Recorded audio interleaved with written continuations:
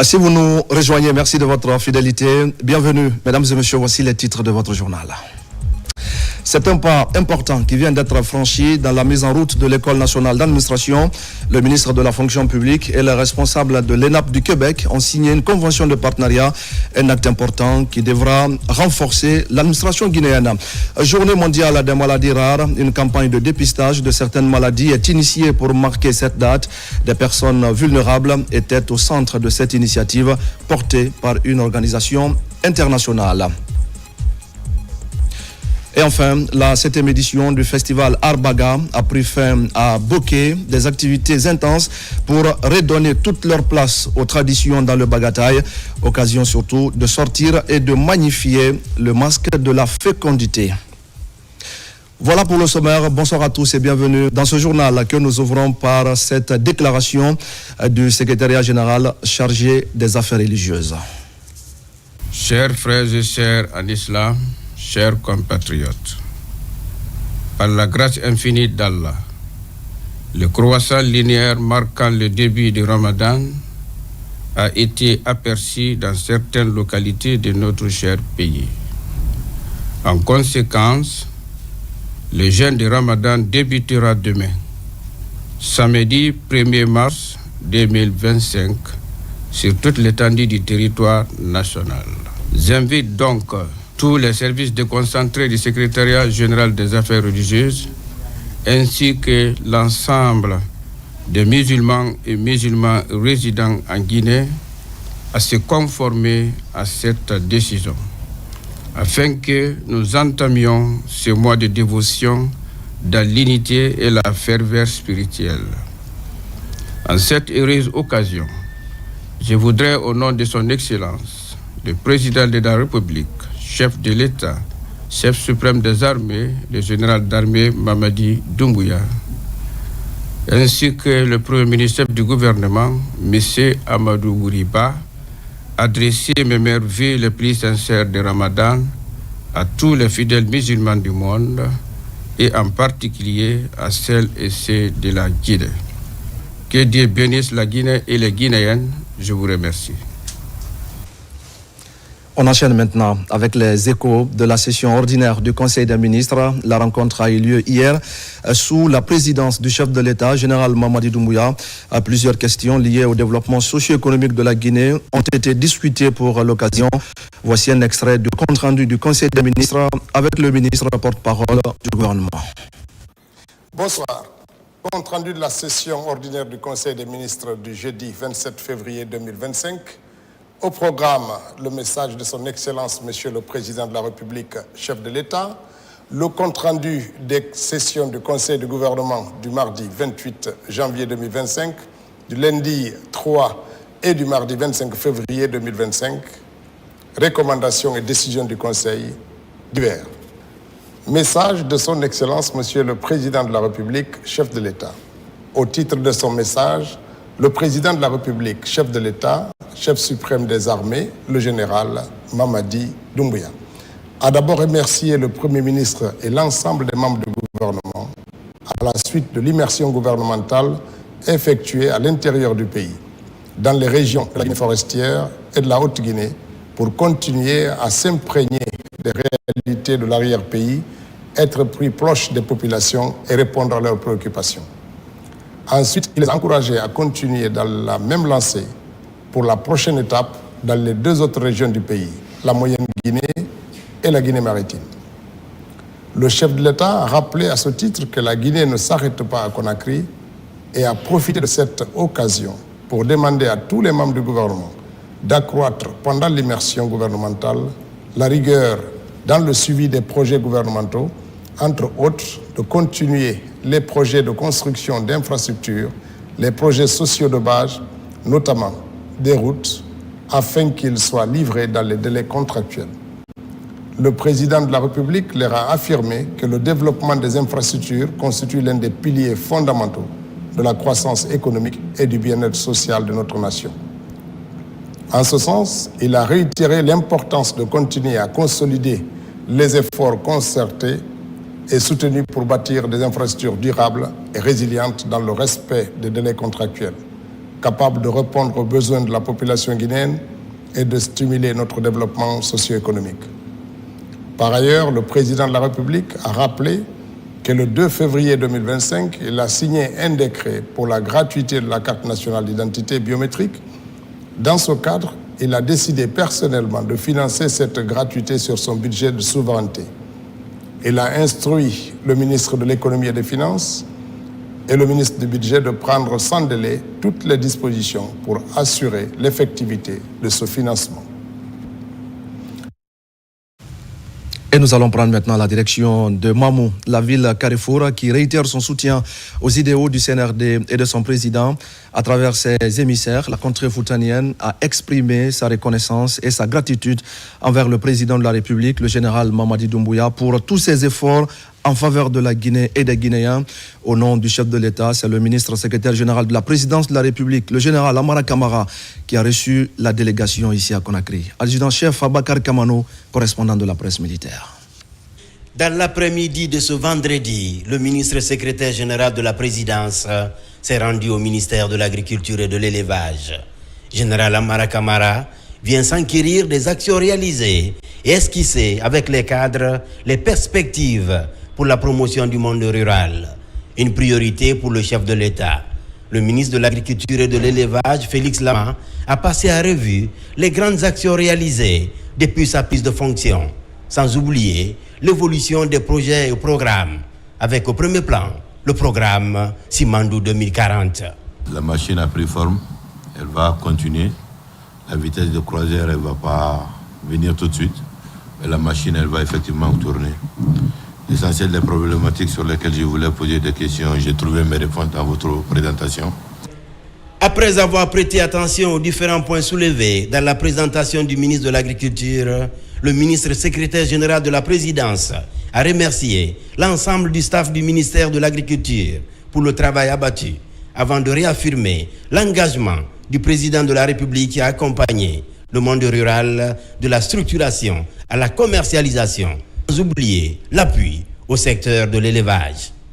Aujourd'hui, on fait beaucoup d'élevage et de beaucoup de choses, mais en gros, il faudrait également que les éleveurs, vous puissiez les aider à les organiser, à les structurer pour qu'ils tirent effectivement bénéfice de leur production. Ceux qui ont aujourd'hui les statistiques, qui peuvent tenir des statistiques, c'est peut-être ceux qui sont dans l'aviculture. Il y a un gros potentiel au niveau de ceux qui font des bovins. Mais en gros, aucun éleveur ne pourra vous dire depuis que son animal a mis bas jusqu'à quand il a revendu, il a mis combien dedans. Est-ce qu'il a gagné, est-ce qu'il a perdu? Ça reste un problème majeur. Et ça crée la richesse, mais la richesse par rapport à quoi? On ne sait pas. Peut-être que si on les organise aussi mieux comme ça peut aider à faire même une grande traçabilité, aussi pour l'État. C'est ça la vraie croissance du pays. L'accessibilité des zones, vous le prenez en compte très bien, c'est une très bonne chose. Les ouvrages de franchissement est notre grand défi. La transformation, un gros problème. Cette visite du ministre secrétaire général de la présidence a permis au cadre du ministère de l'Agriculture de comprendre l'agenda du chef de l'État, général Mamadi Doumbouya, pour poser les jalons d'un secteur agropastoral plus attractif. Et voilà, mesdames et messieurs, vous l'aurez compris, c'était le compte-rendu de Fodé Camara, justement par rapport à cette séance de travail que le ministre secrétaire général de la présidence de la République a eue avec les cadres du ministère de l'Agriculture et de l'Élevage. C'est donc pour voir comment renforcer le pilotage des projets et programmes dans le cadre justement de l'amélioration des rendements agricoles. On continue ce journal pour vous dire que le président de la République a fait libérer 3 compatriotes qui étaient détenus en Égypte. Ils sont reçus après leur arrivée à Conakry par le ministre des Affaires étrangères. Dr Maurice Sanda Kouyaté leur a fait savoir que pour le chef de l'État, ce n'est pas le statut qui compte. Tous les Guinéens sont égaux. Explication, Makeme Dozo et Moussa Bangoura. Quelques semaines seulement après la libération et le retour à Conakry de Mohamed Touré, fils du premier président guinéen, le chef de l'État, le général Mamadi Doumbouya, s'implique dans un autre dossier concernant des compatriotes en difficulté à l'étranger. Il a instruit son ministre des Affaires étrangères de mettre en route la machine diplomatique pour la libération rapide de 3 jeunes Guinéens incarcérés en Égypte. Nos compatriotes se sont exprimés sur des sujets politiques jugés trop sensibles dans ce pays par voie de presse. Lorsqu'il a appris la nouvelle, le président de la République, le général Mamadi Doumbouya, a instruit son chef de la diplomatie d'activer tous les leviers possibles dans le respect des relations bilatérales entre Conakry et le Caire. Ses 3 compatriotes, Abdoulaye Sow, Lansana Diakité et Bademba Bari, sont à Conakry et expriment leur reconnaissance au chef de l'État. Nous sommes venus aujourd'hui au ministère des Affaires étrangères, de l'intégration africaine et des Guinéens établis à l'étranger pour venir remercier son Excellence Monsieur le Président de la République de Guinée, le général Mamadi Doumbouya, pour son implication personnelle. À travers lui, nous avons été libérés. Son Excellence Monsieur le Ministre des Affaires étrangères, de l'intégration africaine et des Guinéens de l'étranger s'est impliqué pour faciliter notre arrivée en Guinée. Il a aussi donné des instructions pour nous accueillir à l'aéroport. Très soucieux de la situation des Guinéens qui vivent sous d'autres cieux, le président de la République, le général Mamadi Doumbouya, s'est personnellement impliqué dans la gestion de ce dossier. Pour lui, il n'est pas question de laisser un Guinéen, quel que soit son statut, en prison à l'étranger. Tant que vous êtes libre, on peut négocier, on peut faire certaines choses. Mais une fois que vous avez perdu votre liberté, ça devient une urgence d'État. Merci d'avoir reconnu les efforts du président. Merci d'avoir décrit la situation difficile de nos compatriotes qui étaient en cours. Donc, vous devenez les professeurs pour les autres aussi, ici. Je vous souhaite la bienvenue. Je vous laisse dans les mains du directeur des Guinéens, établi à l'étranger, et de notre ambassadeur là-bas. Nous allons de façon diplomatique chercher à vous renvoyer là-bas si vous voulez repartir. La première des choses, c'est de demander l'audience pour aller remercier l'ambassadeur de l'Égypte ici, parce que c'est à lui que j'ai confié la tâche de vous sortir de prison et de vous ramener. Les 3 compatriotes qui n'avaient pas non plus de documents de voyage à jour ont reçu leur nouveau passeport. Et je le disais tout à l'heure au sommaire de ce journal, c'est un grand jour pour l'avenir de l'administration guinéenne et un pas important vers l'opérationnalisation de l'École nationale d'administration de Guinée. Ce vendredi, le ministre de la fonction publique et le directeur des services conseils de l'ENAP du Québec ont signé une convention de partenariat. Le document porte sur plusieurs aspects, visant notamment à faire de l'ENA de Guinée un centre d'excellence. Reportage Mamadi Ternaka Misoko. Déterminé à rendre opérationnel dans un bref délai l'École nationale d'administration ENA de Guinée, le ministre du Travail et de la fonction publique a conduit du 26 novembre au 4 décembre 2024 une importante mission au Canada. Les échanges ont permis alors de jeter les bases d'une future collaboration avec l'École nationale d'administration publique du Québec. Aujourd'hui, le projet se concrétise avec la signature de cette convention de partenariat qui augure un lendemain meilleur pour une administration guinéenne performante. J'ai pu moi-même être témoin du capital humain guinéen cette semaine dans le cadre des visites du projet Simandou et dans le cadre des travaux que nous avons réalisés. Le capital humain, le potentiel est extraordinaire et je crois que main dans la main, on peut vraiment progresser ensemble. Le ministère du Travail et de la fonction publique a été instruit de mettre en place et d'opérationnaliser l'École nationale d'administration publique pour la formation des administrateurs et pour la qualification professionnelle des administrateurs. Vous savez, on va élaborer le programme Simandou, mais c'est l'administration qui va mettre en œuvre le programme Simandou. Pour la matérialisation de cette importante convention entre la Guinée et l'ENAP, le délégué général du gouvernement du Québec basé à Dakar a conduit la mission canadienne à Conakry, ce qui dénote de l'intérêt que les deux parties portent à cette convention qui embrasse plusieurs volets. La convention porte essentiellement sur les domaines suivants. Appui institutionnel au ministère du Travail et de la fonction publique dans la mise en œuvre de la réforme de l'État, la mise en place et l'opérationnalisation de l'École nationale d'administration de Guinée, à travers la mise en jour du projet d'établissement et le renforcement des capacités et des compétences de l'administration publique guinéenne et l'appui institutionnel à l'Institut national de formation et de perfectionnement. Cet accord marque une étape déterminante dans notre ambition commune de moderniser et de renforcer les compétences des fonctions publiques au sein de l'espace francophone, en s'engageant dès lors plus concrètement envers la Guinée. En effet, cette entente s'inscrit dans un contexte particulier pour la Guinée, en pleine période de transition, mais aussi de transformation. Plus que jamais, votre pays aspire à une administration publique transparente, performante et tournée vers l'avenir. L'ambition de la Guinée est claire, faire de l'ENA un centre d'excellence. Le projet prend ainsi forme. Déjà à Sangaria, dans la préfecture de Dubreka, l'infrastructure est en construction et les travaux avancent. Et puis, comment mettre en place un système de paiement fiable et durable en temps réel pour la Guinée? C'est l'objectif d'une rencontre des représentants de toutes les institutions bancaires, de microfinance et établissements de monnaie électronique et la Banque centrale. Un projet présidentiel que les autorités de la Banque centrale comptent justement mettre en place au niveau de tout le secteur financier de notre pays. Boubacar Ba pour des explications. L'on se rappelle, le 15 janvier dernier, le Premier ministre, chef du gouvernement, a procédé au lancement du système de SWIFT monétique et digital guinéen. Une rencontre au cours de laquelle il a invité les autorités de la Banque centrale et du secteur financier à accélérer la mise en place rapide du projet. C'est dans ce cadre que les acteurs du système bancaire, des institutions de microfinance et ceux de la monétique se sont retrouvés à la Banque centrale pour évaluer le système de paiement en Guinée afin de se mettre à jour à l'image d'autres pays de la région.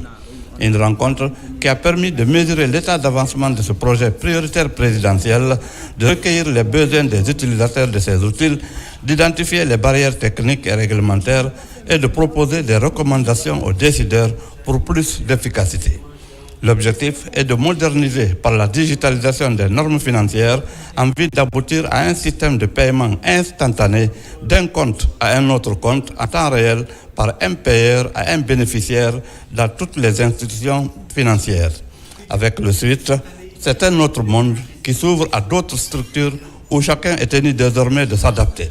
Le rôle de la Banque centrale dans cette rencontre, c'est qu'on écoute d'une part les doléances de ces institutions afin de remonter ça, notre autorité vis-à-vis de la GIM, mais aussi comprendre ce que la GIM attend de ces institutions que nous supervisons, que nous pouvons aussi les inviter de façon consensuelle ou réglementaire à mettre en place. L'important d'abord, c'est de comprendre le problème, faire en sorte que tout ce qui va sortir, c'est exactement la réalité. La bonne nouvelle, c'est que la Guinée a pris les problèmes que les autres pays étaient confrontés. La Guinée est en route aujourd'hui d'être entre les pays qui sont dans des inclusions financières instantanées, surtout paiement instantané. Des difficultés persistent encore, mais les acteurs économiques sont optimistes. On a essayé de voir ensemble quels sont les niveaux de blocage et dans les discussions et les échanges, voir quelles sont les solutions qui pourraient nous permettre d'avancer. Nous sommes à mi-parcours,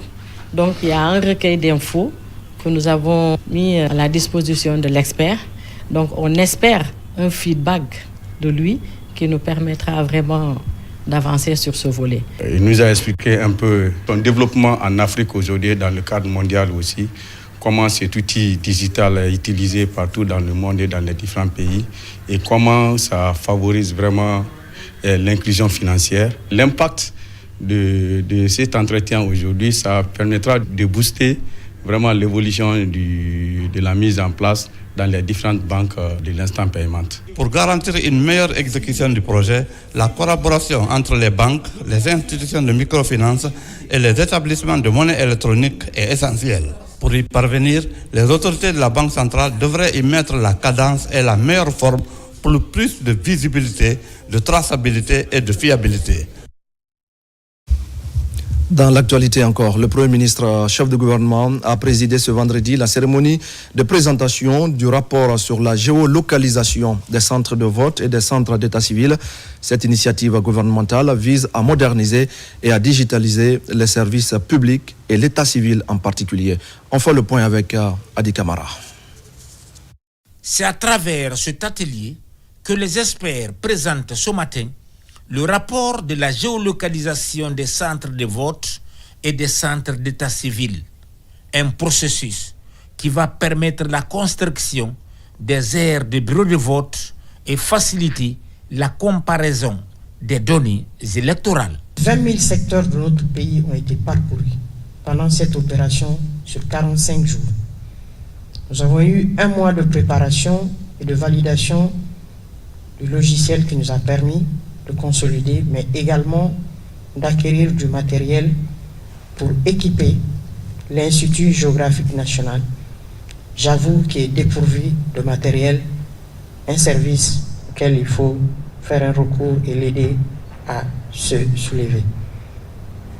Nous avons également travaillé à avoir un cabinet à notre côté, comme je l'ai dit tantôt, pour nous aider à conduire la consolidation des données.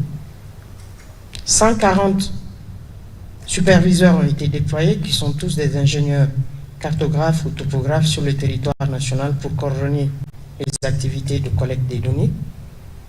600 jeunes enquêteurs, des topographes et des ingénieurs courants confondus ont travaillé à parcourir les 20 000 secteurs et les 4 000 districts de notre pays pour identifier, conformément aux termes de référence, les places publiques devant abriter les centres de vote. La géolocalisation des centres de vote permettra une meilleure organisation des élections, une répartition équitable des bureaux de vote et une réduction des risques de fraude. Quant à la géolocalisation des centres d'état civil, elle contribuera à une meilleure accessibilité pour les citoyens, notamment dans les zones rurales, et à une gestion plus efficace des registres d'état civil. La gestion du processus électoral et la fiabilisation des listes électorales exigent des informations sûres par rapport à la reconnaissance et à l'accès des sites retenus pour la circonstance. Le rapport que nous présentons aujourd'hui est donc la cartographie et la géolocalisation des centres de vote et des centres d'état civil, valables pour tout le cycle électoral. Cette cartographie va notamment permettre un rapprochement des centres de vote au plus près des électeurs, facilitant ainsi leur participation à l'enrôlement puis aux élections. Une cartographie pérenne des centres de vote, évitant toute modification du lieu de vote pour les électeurs, garant d'une meilleure accessibilité et fluidité du processus électoral à venir. Je salue l'implication de l'Institut géographique national dans ce travail qui va au-delà de simplement la question électorale, mais qui permet à l'administration de manière générale d'avoir une démarche susceptible d'impacter l'ensemble de nos politiques publiques. Ça rassure par rapport à la possibilité effective de procéder à l'enrôlement dans un laps de temps bien déterminé, puisqu'au préalable, les lieux d'enrôlement seront déjà définis et communiqués à l'ensemble des populations en âge d'être des électeurs. Et également les centres religieux, qui sont des centres de regroupement, permet de manière beaucoup plus effective de savoir où est-ce qu'il faut faire passer les messages pour que l'ensemble de la population soit rapidement informée du lieu, du temps et du pourquoi il faut faire telle activité. Ça, c'est quelque chose, à mon avis, de très important. Et je salue vraiment le fait que l'IGN soit impliquée. Et je dois dire, c'est une première. Et pour d'autres types d'activités, l'IGN sera de plus en plus associée. Par rapport à l'adressage qui a déjà été entamé, il faut les impliquer parce que ça nous permettra, sur l'ensemble du territoire national, ce qu'on considérait comme étant un travail titanesque peut se faire avec beaucoup plus d'aisance. Et je pense que dans ce processus, le déploiement du PNRAVEC, le changement qui devra intervenir pour que le fichier d'état civil soit enrichi de manière régulière avec cet outil, avec la localisation des lieux susceptibles d'être des lieux d'information ou de formulation de l'information pour rafraîchir la base de manière régulière. L'outil est déjà en place. C'est une avancée très importante pour la suite. Ce rapport, une fois validé, est une illustration opérationnelle des principes de vote et d'obtention des actes d'état civil en vue de la tenue d'élections libres, fiables et transparentes. Merci à Hadi Kamara pour toutes ces explications. Dans le cadre du suivi des activités sur le corridor du projet Simandou, une mission des autorités de Kindia s'est rendue sur le terrain. C'était pour évaluer l'état d'avancement des différents projets. Et sur place, vous allez le voir, le constat révèle une nette amélioration dans la réalisation des ouvrages et d'autres infrastructures sociales de base. Falilou Diallo, Fana Labaya Kamara. C'est une visite dite de suivi des activités sur le corridor du projet Simandou 2040. Dans la zone de Kindia, plus précisément à Madina Oula, ici évolue une société spécialisée dans l'extraction des minéraux, notamment les granites. C'est une initiative des autorités locales à travers les services déconcentrés du ministère des Mines et de la Géologie. On a des exigences qui nous ont été confiées par notre ministre des Mines de suivre toutes les sociétés minières qui sont dans la préfecture de Kindia et les activités qui sont menées par rapport à ce projet Simandou pour que ça se passe dans les règles de l'art qui sont profitables pour les communautés riveraines. Cette visite a permis également d'évaluer le niveau d'exécution des différents projets évoluant sur le corridor Simandou. Les ouvrages seront ainsi réalisés dans les préfectures de Fouré-Karia, Kindia et Mamou. Et ce granit sert à construire ou à faire des pylônes au niveau de la ligne Fouré-Karia-Mamou dans le cadre de Simandou. Donc nous sommes venus pour nous rendre à l'évidence que ces sites-là fournissent normalement le produit et que tout se passe bien à ce niveau. En plus de la réalisation des infrastructures sociales de base et autres ouvrages de franchissement, le projet Simandou est également une opportunité pour les jeunes des zones impactées par le projet de créer des projets innovants pour lutter contre la précarité. L'Assemblée générale de l'Ordre des experts comptables et comptables agréés de Guinée vient de se tenir à Conakry. C'était pour faire le bilan des activités de l'année 2024, proposer des pistes de solutions, mais également élaborer le budget pour mieux accomplir leur mission sur le terrain. Avec ces initiatives, ces experts comptables s'engagent à accompagner le gouvernement dans sa politique de refondation des finances publiques. Moussa Bangoura. L'Ordre des experts comptables et comptables agréés de Guinée tient son assemblée générale annuelle.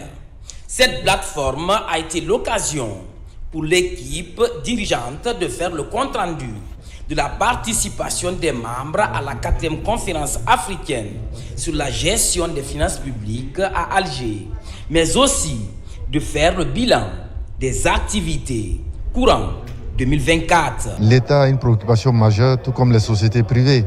C'est une meilleure gouvernance et la transparence au regard des informations financières. Et celle-ci se fait, quels que soient les niveaux au départ, par notre profession. C'est nous qui qualifions les comptes, c'est nous qui soumettons le compte aux différentes parties prenantes qui existent au sein d'une société. Donc nous, on est presque des arbitres pour pouvoir harmoniser cette relation entre les différentes parties prenantes. Et c'est en cela que notre responsabilité est grande. À ce rendez-vous annuel, le rôle des experts comptables et comptables agréés de Guinée a été largement expliqué, surtout dans la lutte contre le blanchiment d'argent. À ce niveau, plusieurs recommandations ont été faites. Nous attendons d'eux, à leur qualité de commissaires aux comptes près les sociétés publiques et les sociétés mixtes, un travail accru, notamment en termes de fiabilité de l'information financière, la certification des états financiers, leur contribution à la mobilisation des recettes pour le financement du développement à travers non seulement les recettes fiscales, mais également les dividendes. Compte tenu de leur place dans l'administration publique et dans le secteur privé, ces comptables s'engagent à accompagner le gouvernement pour réussir le pari du développement socio-économique. Promotion de l'éducation, insertion socio-professionnelle ou encore autonomisation des jeunes, ce sont entre autres missions de l'ONG Agir Ensemble pour l'avenir de la jeunesse. Cette structure vient de lancer ses activités à Conakry. Elle compte désormais organiser un concours dans les universités pour encourager l'excellence. Moussa Kouyaté. C'est l'université Gamal Abdel Nasser de Conakry qui a été choisie pour le lancement officiel des activités de l'ONG en présence des étudiants et d'autres partenaires évoluant dans le monde universitaire. L'objectif est d'encourager l'excellence à travers des compétitions.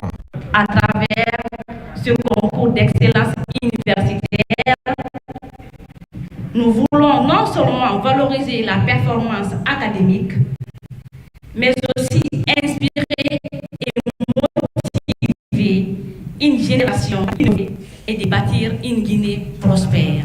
Pour cette première édition, nous allons sélectionner 10 lauréats qui bénéficieront ici d'un accompagnement personnalisé comprenant des bourses d'études en master. Ce concours qui sera organisé dans quelques mois concerne les étudiants en fin de cycle dans les universités de Conakry pour cette première phase. Ce que je vais dire aux étudiants, chacun va se donner à fond parce qu'aujourd'hui, la Guinée maintenant est en train de changer de phase. Il y a des opportunités qui viennent du jour au lendemain. Mais si la formation n'est pas là, c'est pas bon du tout. Un comité sera mis en place pour déterminer d'autres critères de participation. Cette initiative est saluée par les universités partenaires qui ont encouragé les jeunes à travailler davantage. Plus jamais, aucune fille ne va abandonner l'école à Sigiri. Au-delà du slogan, le ton vient d'être donné. Le projet qui participe à la promotion du suivi de l'excellence académique est lancé pour transformer la couche des jeunes filles en atout pour le développement. La nouvelle dynamique de l'ONG Demain c'est nous veut aller plus vite pour réduire les disparités éducatives en milieu rural. C'est un sujet de Diamo Kaba. À Sigiri, la promotion de l'excellence académique des filles commence à porter ses fruits. Le projet se concrétise avec l'ONG Demain c'est nous. Dans cette zone minière, il s'agit de renforcer l'accès des jeunes filles à une éducation de qualité afin de réduire les abandons scolaires, souvent causés par l'exploitation artisanale de l'or. La formation continue est mise en avant. Quand nous prenons l'effectif dans les écoles, vous voyez que les jeunes filles commencent l'école primaire avant qu'ils n'arrivent au lycée. Et elles sont victimes de beaucoup de choses. Mais je pense avec l'ONG Demain c'est nous, les parents pourront prendre l'exemple sur toute cette première équipe. Et en fin de compte, ça va créer une certaine émulation entre les différentes filles. Le maintien des filles à l'école Une autre idée du projet pour assurer l'autonomisation sociale et économique des filles défavorisées. La campagne de sensibilisation touche les établissements scolaires de la ville aurifère pour transformer les jeunes filles en atouts. Dans le cadre de la promotion de l'éducation et du maintien des jeunes filles en milieu scolaire, pour cette première phase, nous avons jugé essentiel de mettre en place ce projet de soutien pour la promotion de l'excellence des jeunes filles dans les collèges et lycées des préfectures. Nous sommes là aujourd'hui, c'est non seulement encourager celles-là qui sont soucieuses, celles-là qui travaillent à l'école, afin d'envoyer les autres aussi de prendre le même courage et essayer d'avancer dans leurs études. L'élimination des obstacles à l'éducation et l'amélioration de la qualité de l'enseignement pour faciliter l'inclusion des filles constituent la feuille de route de l'ONG Demain c'est nous, un levier pour atteindre les objectifs de développement durable. Dans le reste de l'actualité, je le disais tout à l'heure au sommaire, la journée mondiale des maladies rares vient d'être célébrée. Elle est mise à profit par la Fondation internationale Tcherno et Mariam d'organiser une campagne de dépistage de certaines maladies. Fidèle à sa volonté d'assister des personnes vulnérables, la Fondation Fitima a mobilisé ses partenaires techniques afin de réaliser ce projet humanitaire. Abakar Junior Kamara. Les maladies neuromusculaires sont peu connues et sous-diagnostiquées en Guinée. Ces pathologies d'origine génétique entraînent une paralysie progressive et nécessitent une prise en charge précoce et multidisciplinaire. À l'occasion donc de la Journée mondiale des maladies rares, la Fondation humanitaire Fitima, en collaboration avec l'association Mycologie sans frontières, organise une journée de dépistage gratuit de ces pathologies. Cette journée que nous appelons journée de consultation pluridisciplinaire est très importante dans le parcours des patients. Les patients que vous voyez ici sont suivis par Fitima, pour la plupart d'entre eux, depuis longtemps, mais souvent ce qui manque, c'est le diagnostic précis, le plus précis possible. Donc le fait de faire aujourd'hui ces consultations, de faire des prélèvements et de poursuivre même jusqu'à l'analyse génétique, eh bien ça va permettre d'affiner le diagnostic, et quand vous avez un diagnostic qui est affiné, la prise en charge est faite de façon plus adéquate. Grâce aux avancées scientifiques, notamment les tests génétiques et les thérapies innovantes, le diagnostic et la prise en charge de ces maladies ont considérablement évolué. Mais en Guinée, de nombreux patients restent sans diagnostic précis ni de suivi adéquat. Aujourd'hui, nous essayons d'organiser des consultations multidisciplinaires, donc des consultations que plusieurs spécialistes, des pédiatres généticiens, des kinésithérapeutes, les médecins physiques, les biologistes, et ensemble, on essaie de voir les enfants qui ont des problèmes pouvant relever des maladies neuromusculaires. Fitima, dans sa mission d'assistance des personnes en détresse, multiplie les efforts dans la sensibilisation et la formation des professionnels de santé et grand public aux maladies neuromusculaires. Et pendant ce temps, le service de santé des armées renforce les capacités opérationnelles de son personnel. Médecins, biologistes et vétérinaires des armées viennent de boucler une session de formation sur la surveillance et la détection de l'anophèle à l'origine du paludisme. Pour plus de détails, voici le reportage de notre correspondant de la presse militaire, lieutenant Tamba Sekou Kamanou. Ils sont médecins civils et militaires, biologistes et vétérinaires des armées. Depuis 4 jours, ils participent à un renforcement de capacité en entomologie. Au nombre de 40 personnels, ces spécialistes constituent désormais le noyau de formateurs sur la surveillance du vecteur anophèle Stephensi, un agent causal du paludisme. Le paludisme demeure une des principales causes de mortalité dans notre pays, affectant de manière disproportionnée les femmes enceintes et les enfants de moins de 5 ans. L'Organisation mondiale de la santé a identifié la provocation de l'anophèle Stephensi comme une menace potentielle majeure pour la lutte et l'élimination du paludisme en Afrique et appelé à une action immédiate. Cet atelier est un pas qui nous permettra d'atteindre des résultats concrets sur la surveillance du vecteur Stephensi en République de Guinée. Je l'espère, une implication plus accrue de tous. Malgré les efforts consentis par l'État guinéen et ses partenaires, le paludisme reste la première cause de consultation dans nos structures hospitalières. Cependant, les scientifiques enregistrent une baisse significative du taux de prévalence dans le pays. Nous sommes à une époque qualifiée pour réussir l'avenir de la santé publique en Guinée. La lutte contre le paludisme est confrontée à la résistance aux médicaments, aux insecticides qui affectent le diagnostic du paludisme. Nous allons tous œuvrer à faire prendre en compte les préoccupations. Méconnu du grand public, l'Anophel stephensi se reproduit dans les milieux urbains. Il a été déjà découvert à Djibouti et dans certains pays de l'Afrique de l'Ouest. Toujours à l'avant-garde de la protection des populations contre les maladies, la Direction générale du service de santé des armées retrousse les manches pour prévenir les épidémies et préparer la riposte.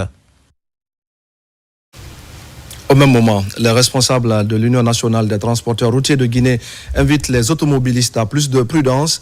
C'était au cours d'une campagne de sensibilisation qui vient de se tenir à son siège à Matam. Le but est de minimiser le taux d'accidents dans notre pays. Mekini Moussa Kamara et Lancé Kami Sokour. La Guinée a connu diverses réformes dans le secteur des infrastructures routières. Ces progrès sont à l'actif du président de la République, le général d'armée Mamadi Doumbouya. Malgré cette prouesse, l'imprudence et l'indiscipline dans la circulation provoquent des accidents souvent mortels. D'où cette campagne de sensibilisation menée par les responsables de l'Union nationale des transporteurs routiers de Guinée pour un changement de mentalité. Le message que j'ai à dire aux transporteurs, c'est de suivre les entretiens des véhicules pour éviter et essayer de faire, comme on appelle, le contrôle technique des visites aussi, pour éviter beaucoup d'accidents. Vous savez qu'actuellement, là, on commence à avoir moins d'accidents. Cela est dû à l'implication des transporteurs même dans le contrôle et aussi dans les sensibilisations des conducteurs. Au cours de cette rencontre, les efforts du gouvernement sont salués par les organisations de la société civile. Nous reconnaissons vraiment que toute la Guinée doit reconnaître qu'il y a eu moins d'accidents, puisque avant il y avait assez d'accidents. Vous pouvez compter des milliers et milliers d'accidents par jour ou par mois ou par année. Mais franchement, avec le bitumage des routes, le rétrofilage de certaines routes, et vraiment que les accidents sont moins et les embouteillages sont moins. Quand je suis à Conakry ici, j'ai vu les routes de proximité parce que c'est très important. Quand on prend une route, une autoroute et qu'il y a une route secondaire qui te permet de sortir, bon, avant on n'avait pas ça. Et moi je suis très très satisfait de ce qu'ils sont en train de faire, ce que le gouvernement est en train de faire. Cette activité soutient sur fond de validation des antennes de l'antenne nationale des transporteurs routiers de Guinée dans les 13 communes de Conakry. Les automobilistes sont invités donc à respecter les codes de la route afin d'éviter les dangers. Autre actualité de ce soir, c'est l'ONG catholique Relief Service en consortium avec le réseau Afrique Jeunesse de Guinée et Enfants du Globe qui vient de lancer une série de renforcements de capacités pour des organisations de la société civile. La formation financée par l'Union européenne porte sur la cohésion sociale et va s'étendre sur 3 ans dans les 8 régions administratives du pays. Maïmouna Bella Diallo. Ce renforcement de capacité sur la cohésion sociale a réuni 14 organisations de la société civile du pays. C'est dans le cadre du projet Société civile dynamique et performante. Elle est initiée et mise en œuvre par Catholic Relief Service en consortium avec le réseau Afrique Jeunesse de Guinée et Enfants du Globe.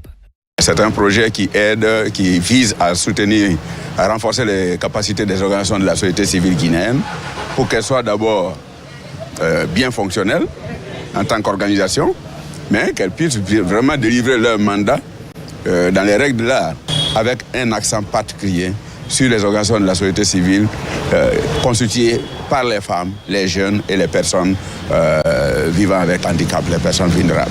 Une façon d'amener la société civile à être des vrais acteurs de la cohésion sociale dans notre pays. Mais il y a aussi le côté programme, donc renforcement de la société civile sur le montage, gestion des projets et tout. La formation des acteurs de la société civile guinéenne est utile et indispensable du point de vue du rôle que joue cette entité sociale, d'où la pertinence des différentes thématiques. Notre formation porte essentiellement sur notre approche de cohésion sociale que nous appelons l'approche 3B, 4D. C'est la marque de fabrique de CRS qui aide les communautés divisées, les communautés qui ont connu des moments de crise à se reconstruire, à se relever. Le projet SOCIDIP compte former 100 structures de la société civile dans les 8 régions administratives du pays avec un soutien financier de l'Union européenne. Et puis vous le savez peut-être, l'absence d'un système centralisé de collecte de données et de coordination des acteurs impliqués dans la lutte entrave la gestion efficace des cas de violence basés sur le genre. Alors comment inverser la tendance? Une journée de concertation est organisée par plusieurs organisations qui travaillent sur la question. Entre autres objectifs, établir un système coordonné de remontée des données relatives aux violences basées sur le genre. Sona Sagno. Dans une salle comble, parée aux couleurs de l'excellence, l'agence Référence Communication a une nouvelle fois honoré 40 cadres et institutions pour leur contribution significative au développement de la Guinée. Une initiative qui, selon les organisateurs, vise à mettre en lumière les hommes et les femmes qui, loin des projecteurs, travaillent au progrès du pays.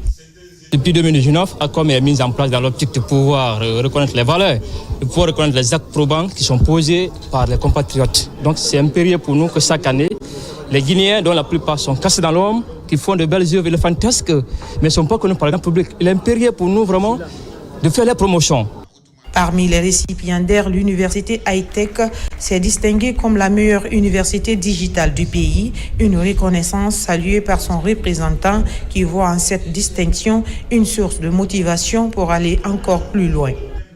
Il faut, n'est-ce pas, travailler de façon dure, tout en étant rigoureux dans ce que nous faisons et tout en respectant, n'est-ce pas, les codes et la déontologie de notre secteur d'activité qui est la formation, qui est un domaine vraiment où on doit innover aujourd'hui avec tout ce que vous savez, l'évolution actuellement dans le monde entier, l'évolution des outils digitaux.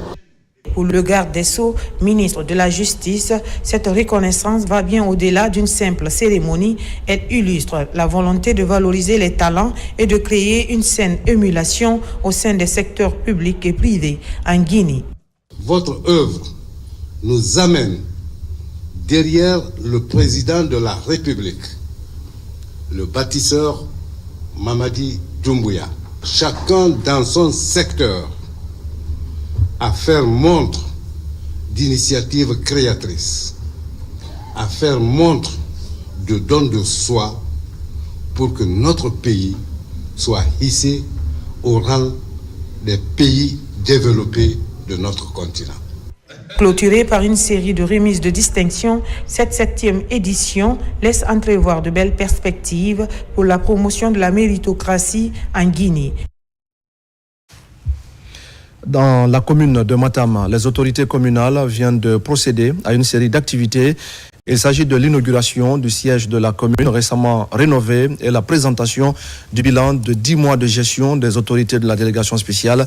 Des séances de prière pour la paix ont également eu lieu. Reportage Marwan Kamara.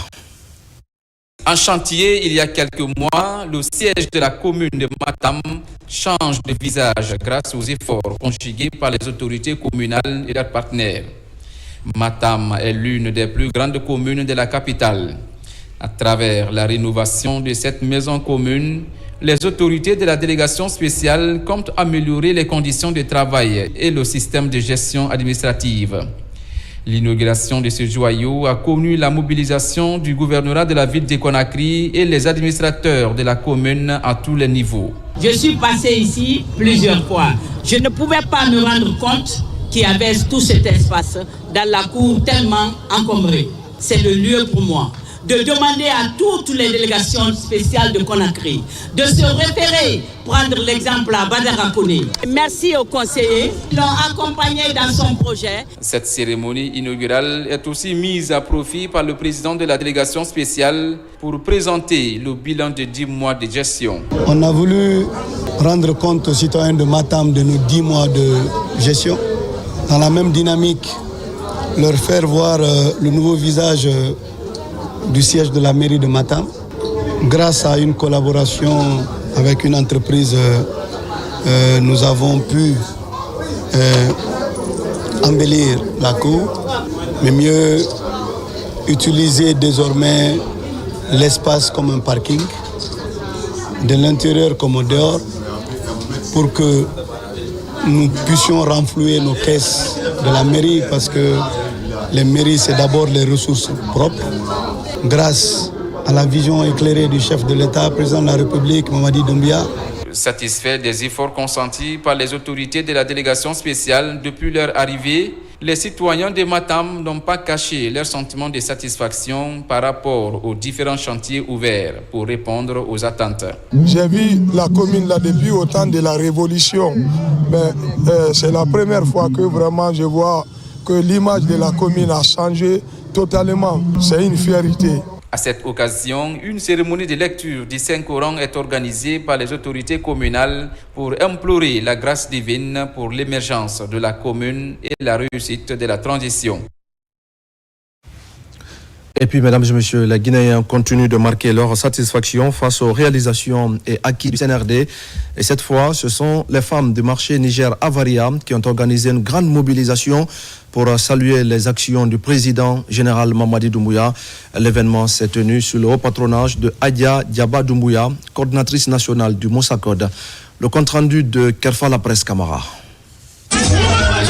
Dans une atmosphère festive, rythmée par des prestations artistiques et culturelles, les femmes du marché Niger-Avaria ont exprimé leur gratitude pour les actions menées par le CNRD depuis son arrivée au pouvoir. Nous constatons la réalisation des projets gigantesques partout dans notre pays grâce de son Excellence le général Mamadi Doumbouya, chef de l'État. Ces projets de société continuent une relève volonté de la refondation de notre nation. Ici, vous avez toute la Guinée, vous avez la Guinée forestière, vous avez le Fouta par là, vous avez la Basse-Côte et vous avez la Haute-Guinée de l'autre côté. Tous ceux-ci sont venus ici pour célébrer les actions du chef de l'État et puis aussi pour lui dire que le peuple est avec lui. Sous l'impulsion de Adia Diaba Doumbouya et son équipe, cette mobilisation a été marquée par des félicitations adressées aux organisateurs. ninke alal braye ali ya fenfe te do nan do kenye nyal be fola na foli ko nyuma al benye alal be braira ala man ta kala kandambulo ka kisa juluma kala karana jusala ala karana ala mola di an bilal ala mala kandara le kala kanda ba kala di kana jamana suma be yere sansi. Les femmes du marché Niger-Avaria affichent clairement leur soutien au général d'armée Mamadi Doumbouya qu'elles souhaitent voir poursuivre son engagement pour le développement et la prospérité de la Guinée.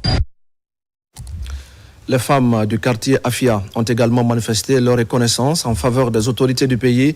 C'est à l'occasion d'une journée festive et de reconnaissance que ces femmes ont célébré le CNRD et réaffirmé leur adhésion aux actions de développement amorcée sous l'impulsion du chef de l'État.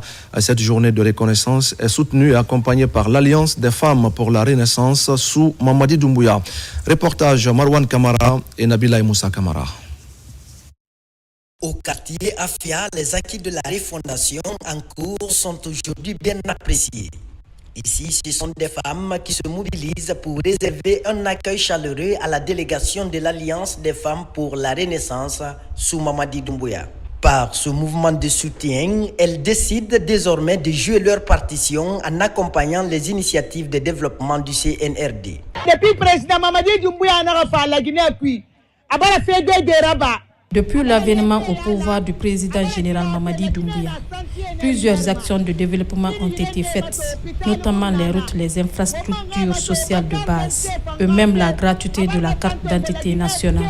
Avec tout ça, nous soutenons le général président Mamadi Doumbouya. Pour la bonne marche de la transition, ces femmes de Hafia s'engagent à œuvrer pour la préservation de la paix en Guinée. Des actions de développement local pour Hafia et le soutien des acquis de la refondation sont entre autres initiatives à mettre en place les prochains jours. Pour célébrer cette cérémonie de soutien au président Mamadi Doumbouya, je suis contente. Vive Mamadi Doumbouya! Vive le CNRD! Mamadi Doumbouya, depuis le 5 septembre 2021, est présent pour les femmes, pour les enfants. Et nous aussi, les femmes, nous sommes là, nous reconnaissons cela.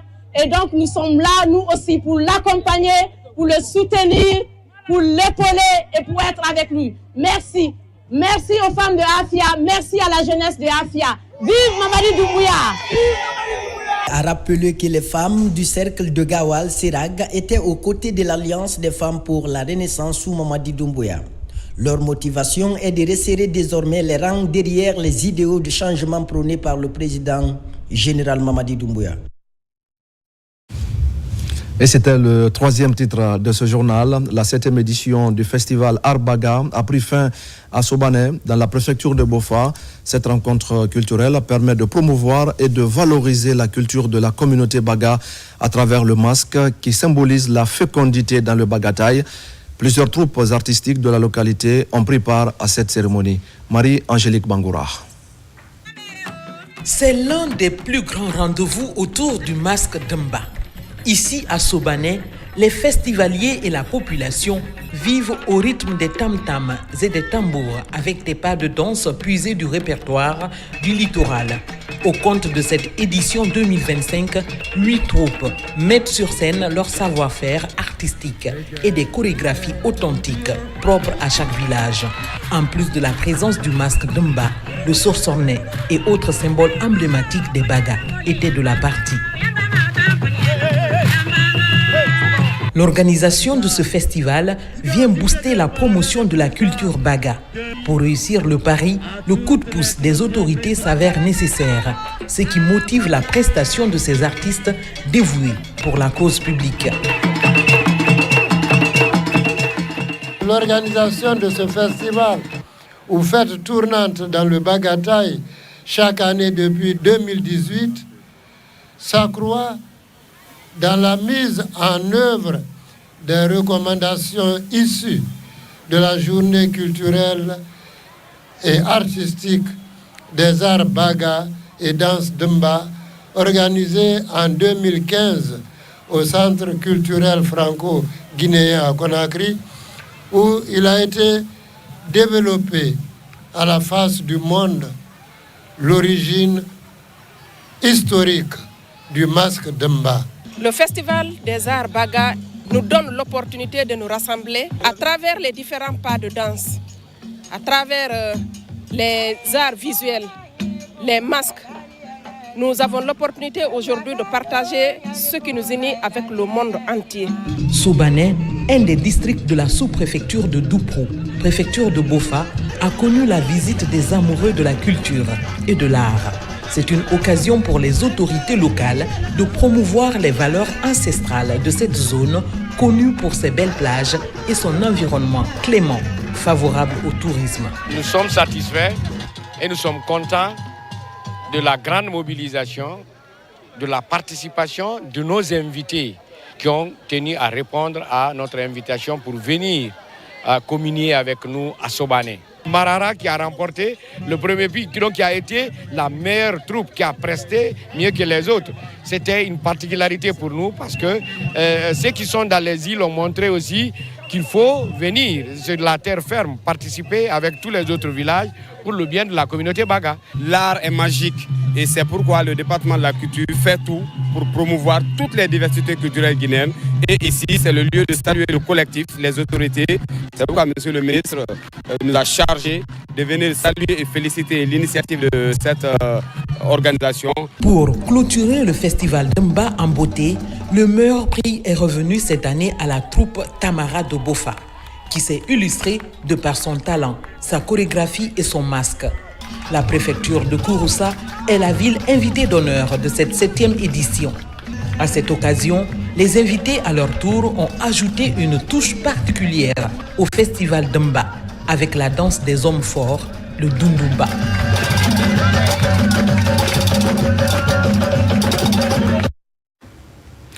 Et page noire de ce journal avec la disparition de l'un des grands enseignants-chercheurs du pays, professeur Ibrahima Ninguélande Diallo, a tiré sa révérence mercredi des suites de maladie à l'Université générale Lansana Conté de Sonfonia. Un symposium est organisé pour saluer l'engagement de l'homme et lui rendre tous les honneurs à la hauteur du service qu'il a rendu à la nation guinéenne.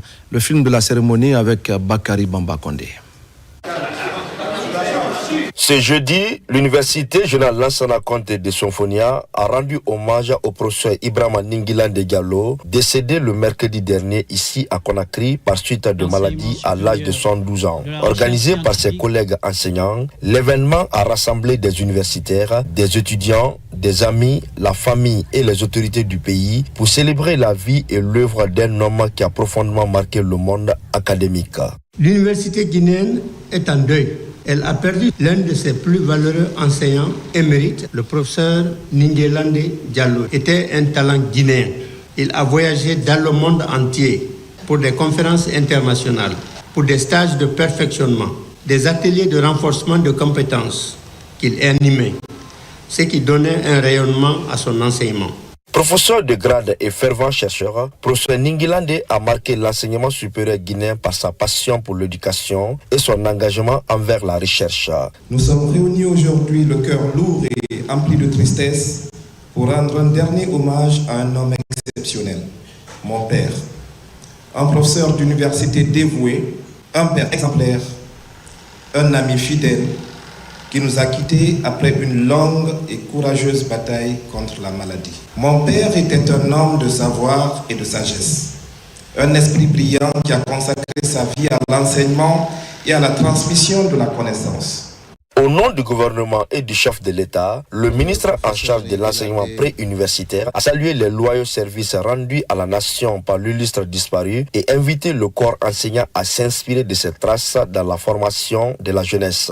Il est toujours resté celui qui a l'esprit vif. On le lisait même dans le regard, toujours très vif. Et c'est pour moi un devoir d'abord d'honorer sa mémoire, mais c'est aussi pour moi un devoir de lancer à l'endroit de tous les autres professeurs, tous les jeunes qui sont à l'université, d'essayer de se dédier un peu à la recherche, à la réflexion pédagogique, de ne pas aller uniquement dans l'administration pure, mais de rester un chercheur dans l'âme. Laissant derrière lui 3 femmes et 7 enfants, professeur Ibrahima Ninguélande Diallo a regagné sa dernière demeure ce vendredi dans son Ninguélande natal, situé dans la préfecture de Pita. Que son âme repose en paix. Amen. Mesdames et messieurs, c'est la fin de ce journal. Merci à tous de l'avoir suivi. Et notez bien que dès demain, votre journal du soir passe de 20h30 à 21h pile. Demain, vous serez donc à 21h pile avec Falilou Diallo pour d'autres actualités de la Guinée, notre paradis, terre de richesse et d'innovation. Je souhaite un excellent début de Ramadan à tous.